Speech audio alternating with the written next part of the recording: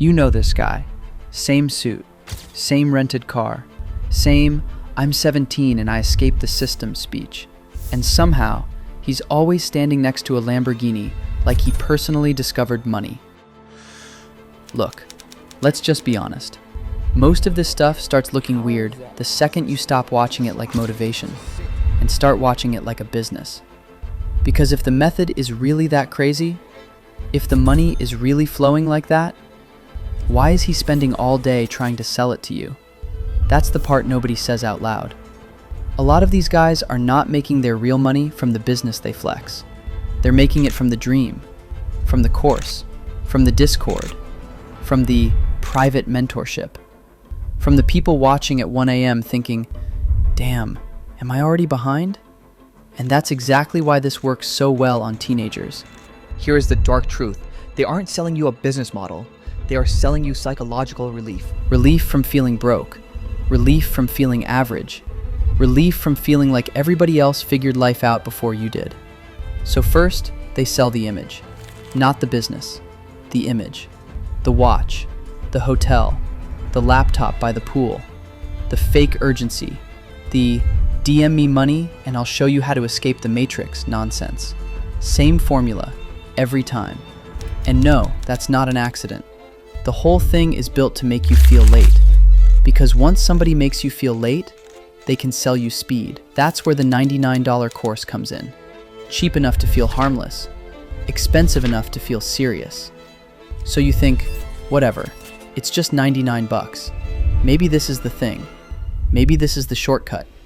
Maybe this is what nobody taught me. Then you get inside and the real funnel starts. Course, upsell, private group, inner circle, coaching call, monthly membership, done-for-you templates, affiliate links. And yeah, sometimes there's actual information in there. That's what makes it worse. If it was complete garbage, nobody would fall for it. But usually it's one basic truth, wrapped in a whole lot of marketing theater. And once you notice that, you start seeing something kind of obvious. The business they claim made them rich? That part is always vague. But the sales page, the urgency, the checkout flow, that part is polished to death. Because that is the business. That's the machine. Sell the image, create insecurity, offer a shortcut, charge an entry fee, blame the buyer if it fails. And that last part is important. Because if you buy the course and nothing happens, suddenly it's not the course's fault. It's your mindset, your discipline, your work ethic. You didn't want it badly enough. Convenient. If you win, they use you as a testimonial. If you lose, they say you didn't execute. Either way, they're good. That's why this whole thing feels so dark. Because it doesn't just take money. It messes with how people see themselves. It makes normal life feel embarrassing. It makes patience feel weak. It makes school feel pointless. It makes having a regular job look like failure. And if you're young enough, you start believing that every hour you're not monetizing yourself, you're losing. That's not ambition.